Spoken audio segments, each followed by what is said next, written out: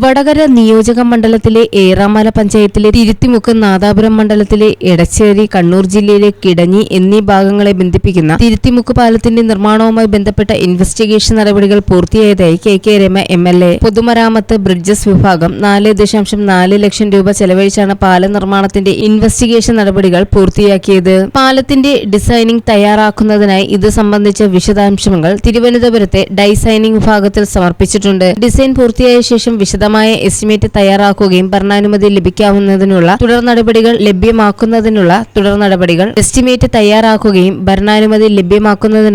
നടപടികൾ കൈക്കൊള്ളുകയും വേണം. ഡിസൈൻ പൂർത്തിയായ ശേഷം വിശദമായ എസ്റ്റിമേറ്റ് തയ്യാറാക്കുകയും ഭരണാനുമതി ലഭിക്കുന്നതിനുള്ള തുടർ നടപടികൾ കൈക്കൊള്ളുകയും വേണം. ആഭ്യന്തര ടൂറിസത്തിന്റെ ഏറെ സാധ്യതയുള്ളതും ഏറാമല നിവാസികളുടെ ചിരകാല സ്വപ്നവുമാണ് പദ്ധതി പൂർത്തീകരണത്തിലൂടെ സാധ്യമാകാൻ പോകുന്നത്. നാദാപുരം മണ്ഡലത്തിലെ എടച്ചേരിയും കൂത്തുപറമ്പ് മണ്ഡലത്തിലെ കിടഞ്ഞിയും ഏറാമല തിരുത്തിമുക്കും ബന്ധിപ്പിച്ചുകൊണ്ടുള്ള ഒരു പാലം എന്നത് ഇവിടുത്തെ ജനങ്ങളുടെ കാലങ്ങളായുള്ള ആവശ്യമാണ്. ഇംഗ്ലീഷ് അക്ഷരമാല ക്രമത്തിലെ വൈ മോഡൽ പാലം എന്ന പ്രപ്പോസൽ നേരത്തെ തന്നെ സർക്കാരിന് മുൻപിലുണ്ടായിരുന്നു. പല കാരണങ്ങളാൽ ഇത് നിലച്ചു പോവുകയും എടച്ചേരിയെയും കിടഞ്ഞിയെയും മാത്രം ബന്ധിപ്പിക്കുന്ന നേർപ്പാലമായി പദ്ധതി പരിമിതപ്പെടുകയുമായിരുന്നു. നോക്കിയാൽ കാണുന്ന മറുകരയിലേക്ക് റോഡ് മാർഗം പോകണമെങ്കിൽ കിലോമീറ്ററുകൾ ചുറ്റി സഞ്ചരിക്കേണ്ട അവസ്ഥയാണ്.